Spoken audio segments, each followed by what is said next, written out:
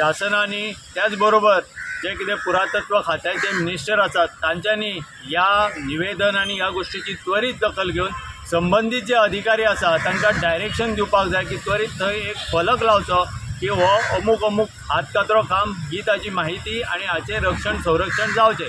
जोपर्यंत फलक लागना तोपर्यंत हें काम जावचें ना। सगळ्यांक खबर आसा हो हातकातरो काम म्हणटाना आमी हातकातरो काम म्हणटात, त्या टायमार इन्क्विजिशना टायमार ते हात कापले वताले हे सगळ्यांक खबर आसा, पूण ताची माहिती कित्याक लायना? सगळे जाग्यार आमी बोर्ड लायतात, सगळे गोश्टी लायतात, मागीर हांगा लावूं नाका। जशें आमी म्हणटा नो एंट्री म्हणून कळपाक जाय, थंय कळ्ळें तेन्नाच बोर्ड लागता, तसो हे हातकातरो काम अमूक माहिती आजुनूय थंय बोर्ड ना, कोणी जाय जाल्यार वचून पळोवचें। आणि आर्किओलॉजिकल मॉन्युमेंट आसून सुद्धा समजा एखाद्या गोष्टीचे जेन्ना अशा तरेन पेंटिंग केले वयता तेन्ना तो गुन्हो जावपाक जाय।